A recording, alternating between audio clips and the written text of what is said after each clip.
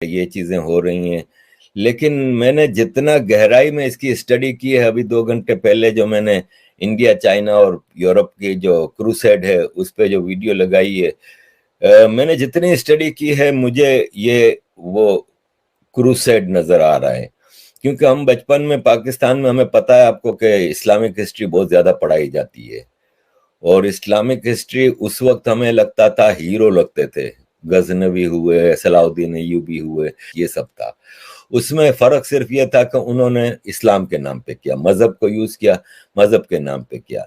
वरना इनसे ज्यादा बेगैरत बेशरम इस्लामिक रूलर से ज्यादा कोई नहीं रहा, जिन्होंने अपने हरम भरे, जिनका कोई रूल्स रेगुलेशन नहीं होता था जंगों में भी, कि पराई औरतों को गुलाम बनाना, सेक्स स्लेव्स बनाना। 5-5 हजार, हज्जाज बिन यूसुफ के बारे में है कि इसने इस्लाम सबसे ज्यादा फैलाया, इसने मोहम्मद बिन कासिम को भेजा।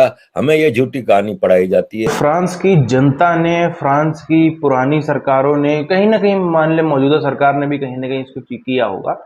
सब ने एक लंबे समय तक एक कांस्टेंट डिनायल के स्वरूप में रहे। वो कांस्टेंट डिनायल के, अरे कुछ नहीं है, कुछ रेफ्यूजीज आए हैं, क्या ही कर ले, हम तो अमीर हैं, हम तो कर लें, क्या दिक्कत है। सेम वही मेंटेलिटी जो कभी कश्मीरी पंडितों की हुआ करती थी, जो कि आज भारत में कई इलाके, पश्चिम बंगाल में, केरल में, अन्य कई कई जगहों पे कई लोगों की है। अरे क्या दिक्कत है, वही मेंटेलिटी फ्रांस के वाली वासियों की भी थी। आज वही स्थितियां हैं, आज वही मेंटेलिटी इनको यहाँ तक ले आई है कि सामने वाला मेहनत करता रहा, सामने वाला अपना संगठन बढ़ाता रहा, सामने वाला अपना नेटवर्क बढ़ाता रहा, अपनी प्लानिंग को एग्जीक्यूट करता रहा, और आप मस्त अपने घरों में बैठ करके चाय कॉफी पीते रहे। आज यहाँ तक स्थिति आ गई है। अभी भी हालांकि फ्रांस की सरकार अपना पूरा जोर लगा रही है, स्थितियां उतनी ज्यादा खराब नहीं हुई है, इसको यहीं पर रोक लिया जाए, इसको आगे ना फैलने दिया जाए, पर स्थिति कहाँ जाकर रुकती है ये देखने वाला सवाल होगा। ये इनकी हिस्ट्री है, और चाहे वो मुगल हों, चाहे वो हिंदुस्तान के लुटेरे हों, इन्वेडर्स, या फिर यूरोप की तरफ और दूसरे नॉर्थ अफ्रीका की तरफ, भाई गुलामों की ट्रेडिशन सबसे ज्यादा मुसलमानों की रही है, सबसे ज्यादा गुलामों की ट्रेडिंग की है। इनसे सीख के बाद में गोरों ने की, और अमेरिका में लेके गए और इधर उधर। लेकिन मुसलमानों की गुलामों की हिस्ट्री रही है, और सबसे बड़ी बात यह है कि इसको कंसोलिडेशन मिला है रिलीजन से है। मुझे इजाजत है इस्लाम की तरफ से कि मैं गुलाम रखूं, ये चीजें सामने रख के इस्लामी सल्तनत का एक्सपेंशन हुआ। तो आज जो यूरोप में हम देख रहे हैं, जो हिंदुस्तान में देख रहे हैं, भाई मुझे ये बताएं कि मैं हैरान होकर देख रहा हूं यार। फिर लोग कहते हैं यार तुम हिंदुओं की चमचागिरी करते हो। मुझे एक बात बताएं कि पिछले 1 साल के वाकयात उठा के देख लें। राम जन्म उत्सव हुआ, हनुमान जन्म उत्सव हुआ, गणपति पूजा हुई, शिवरात्रि हुई, दिवाली हुई, होली हुई, हिंदुओं के ऊपर पथराव हुए। हिंदुस्तान वो देश है जिसमें सबसे ज्यादा दुनिया के इलीगल लोग रहते हैं। हिंदुस्तान के 200 करोड़ मुसलमान इलीगल हैं। इंटरनेशनल लॉ को उठा कर देख लें। एक देश है जिसका बंटवारा होता है रिलीजन के नाम पे, कि भाई हमें अलग देश चाहिए, और उसमें कोई आए बाएं शाएं नहीं करे कि हम नहीं थे उसमें शामिल, तुम थे शामिल। आज के हिंदुस्तान के जो इलाके हैं ना, वहां के मुसलमानों ने पूरी मूवमेंट चलाई।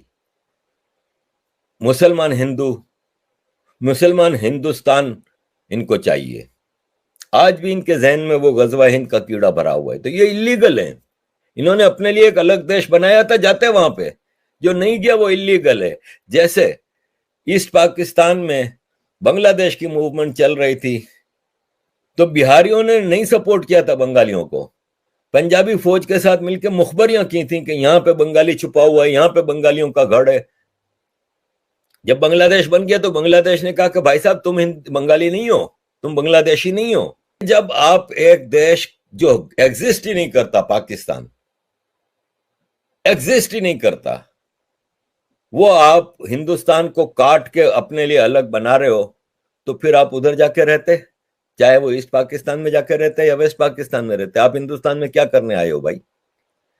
तो अरफा खानम शेरवानी, राना अयूब, ये सब इलीगल हैं इधर। टोटली इलीगल सिटीजन्स हैं। फिर ओटोमन एम्पायर आई तो तुर्की, पहले इन्होंने तुर्की का शहर इस्तांबुल, जिसको कुस्तुनतुनिया कहते थे, उसको फतह किया। वो उस वक्त क्रिश्चियनों का सबसे बड़ा शहर था, उसको फतह किया। और फिर इधर से बनु उमैया, स्पेन, पोर्टुगल, ये वो, उधर से ओटोमन एम्पायर, ईस्ट यूरोप पूरा, जो आज बोस्निया में मुसलमान देखते हैं, अल्बानिया, कोसोवो, ये सब यहां से यूरोप की तरफ आए, पेरिस तक पहुंच गए थे। मैं इतने अरसे से जो आपको चीख रहा हूं कि एक दिन इनको सिविल वार लड़नी पड़ेगी, वो ये हो रही है। देखें, अभी भी ये वो सिविल वार नहीं है जिसका कि मैं प्रेडिक्शन कर रहा था। बात दरअसल ये है कि एक लड़का अल्जेरियन 17 साल का एक मर्सिडीज गाड़ी को भगा रहा था बस लेन में, 150 ऐसा कुछ, आज से कुछ साल पुरानी बात है, जुर्माना आ गया। इट्स इलीगल, आप बस लाइन में नहीं जा सकते। वो इतने सारे जुर्म कर रहा था। 17 साल का लड़का गाड़ी नहीं चला सकता, लाइसेंस नहीं होता। मर्सिडीज चलाना जुर्म नहीं है। पोलैंड की नंबर प्लेट भी यूरोपियन यूनियन है, फ्रांस में आप चला सकते हैं एज ए टूरिस्ट। अगर आप रेसिडेंट हैं तो आप नहीं चला सकते, आपको फिर फ्रांस की नंबर प्लेट लेनी होगी।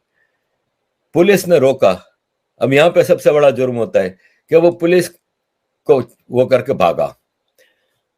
तो कश्तियां भर भर के आते हैं। मार्सेई पहला बड़ा शहर है और फ्रांस का दूसरा बड़ा शहर है ये। पेरिस के बाद नंबर 2 पे आता है आबादी के लिहाज से। फिर तीसरे नंबर पे लियोन है, चौथे नंबर पे लिल है। तो मार्सेई, वहां की लाइब्रेरी, सबसे बड़ी लाइब्रेरी, जला के खाक कर दी। यार, कोई भी ज्ञान वाला आदमी होगा ना, कोई भी इंसान का बच्चा होगा ना, वो कम से कम लाइब्रेरियों को आग नहीं लगाता कोई, जो मदरसों में सीखी है कि ये काफिर हैं। एक वीडियो मैंने कल देखी, ट्विटर पे किसी ने लगाई थी, उसमें मौलवी कह रहा है कि मुसलमानों का हक है कि वो किसी भी काफिर की जमीन, औरत, जगह पे कब्जा कर सकता है। जाकिर नाइक की वीडियोस आम है कि काफिर को जहां देखो मार दो। ये मैसेज है बेसिक हर मुसलमान को जो मिलता है। तो फिर ये नफरत आज हमें फ्रांस में नजर आ रही है। Moroccan, Algerian, Tunisian, Libyan, Egyptian, Nigerian, जितना यूरोप में, इंग्लैंड में, फ्रांस में मुसलमान रहता है, ये अपने मुल्कों में तस्वुर भी नहीं कर सकते जो यहां पे जिंदगी गुजार रहे हैं। ये करके दिखाएं अपने मुल्क में ऐसा। क्या पाकिस्तान में रोज आए दिन लोग उठा के नहीं मार दिए जाते? पाकिस्तान की आर्मी ने जितने हम बंदे अपने ही मारे हैं, इतना तो दुनिया में कहीं मुसलमान नहीं मरा। फ्रांस के अंदर जिस तरह से स्थितियां खराब हो रही हैं, ये आज की वही बात नहीं है। फ्रांस में पिछले 3-4 सालों से हम देख रहे हैं कि एक पब्लिक के तौर पर ये इस प्रकार की जो इंसर्जेंसी है, जिस प्रकार के लॉ एंड ऑर्डर को सीधे सीधे आग दिखाना और उसको ध्वस्त करने की जो मंशा है, आंखों में लेके चलना, ये बहुत पहले से ही जो फ्रांस के अंदर चीजें थी, सबको पता है। कारण क्या है, अगर हम थोड़ा और पीछे चले जाएं, आपको याद होगा कि फ्रांस में किस तरीके से दंगे भड़काए गए थे, फ्रांस में किस तरीके से राइट्स हुए थे, सब कुछ आपको याद है। अभी भी अगर हम देखें तो फ्रांस इस समय सेंटर बना हुआ है पूरे के पूरे यूरोप को, जो एक तरीके से उसका कन्वर्जन का काम चल रहा है। पूरे के पूरे यूरोप को जिस तरीके से कन्वर्ट कराने का, वहाँ के जो लॉ है उनको, पूरी लॉ एंड ऑर्डर को ध्वस्त कर देने का जो काम चल रहा है, उसके सेंटर के तौर पर आज हम फ्रांस को देख रहे हैं। रेफ्यूजीज की अगर हम संख्या की बात करें तो पाकिस्तान से, मिडिल ईस्ट से, इधर से उधर से काफी बड़ी मात्रा में रेफ्यूजीज भी वहां जा जाकर के बस चुके हैं। ग्रीस में अभी आप आजकल देख ही रहे हैं, ग्रीस से आजकल कैसी कैसी खबरें आ रही हैं कि पाकिस्तानी पकड़े जा रहे हैं। यूके से खबरें आई, यूके में, ग्रीस में, पूरे यूरोप भर में अगर हम बात करें तो तकरीबन पिछले 6 महीनों में 4 से ज्यादा ऐसे मामले आ चुके हैं जहां पर पाकिस्तानी पकड़े गए, बॉम्ब ब्लास्ट करने जा रहे थे, उससे पहले जैसे तैसे पकड़ लिए गए।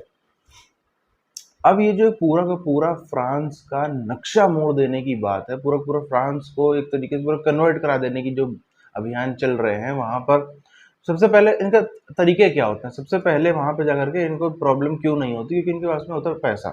और वो पैसा कहाँ से आता है? ड्रग्स के कारोबार से, अंडरवर्ल्ड से, प्रोस्टिट्यूशन से, हथियार की सप्लाई से। इन सब चीज़ों से, ह्यूमन ट्रैफिकिंग से, इन सब चीज़ों से इतना पैसा कमा लेते हैं ये लोग कि वहाँ पर इनको इतना पूरा अभियान चलाने में, पूरा कैंपेन चलाने में, पूरा सब कुछ करने में दिक्कत, प्रॉब्लम नहीं आती। और अब हालांकि भी फ्रांस भी इसको ढिलाई से नहीं ले रहा, फ्रांस की जो सरकार है, पुलिस है, वो भी ढिलाई से नहीं ले रहे हैं, वो भी इसके ऊपर पूरी तरीके से कुचल देने का काम कर रहे हैं। अब ये स्थिति कहाँ जाके रुकती, वो देखने वाली बात होगी।